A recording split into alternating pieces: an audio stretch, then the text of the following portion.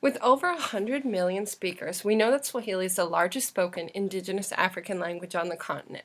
But how did this language develop exactly?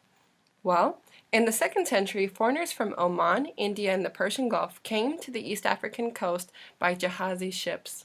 One of the main commodities that the traders were seeking were cloves, so Persian and Arab traders established clove farms in Zanzibar that are still there to this day. As the foreigners lived there and began to interact with the locals, the Swahili language formed. Linguistically speaking, Swahili functions as a Bantu language. However, much of the vocabulary in Swahili is influenced by other languages such as Arabic, Hindi, Portuguese, and English. In fact, even the word Swahili comes from the Arabic word Swahil, meaning coast, because that's where the language developed. While Arabic influences Swahili more than any other language, we can also note influences from the Portuguese language from when Portugal began establishing colonies in East Africa in 1505, along the coast of Kenya, Tanzania, and in Zanzibar. In 1720, the Omani Arabs retook control from the Portuguese. It was around this time in the early 18th century that Swahili spread further inland in East Africa all the way to the Eastern Democratic Republic of the Congo through the ivory and slave trade.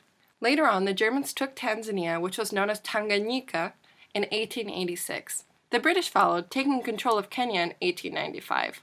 Both of these colonial powers used Swahili during their rule because it was a way to unify the very linguistically and ethnically diverse populations. The Germans primarily promoted Swahili.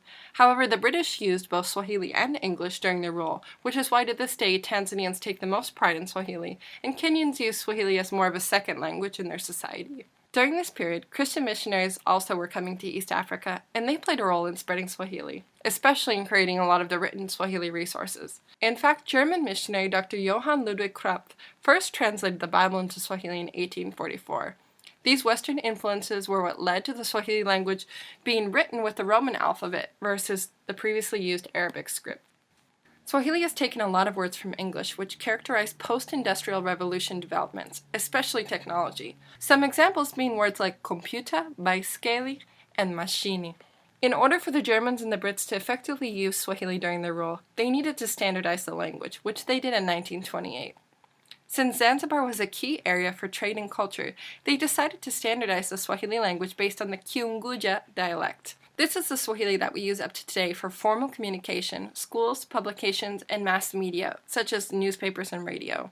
And that's a brief history of how the Swahili language developed.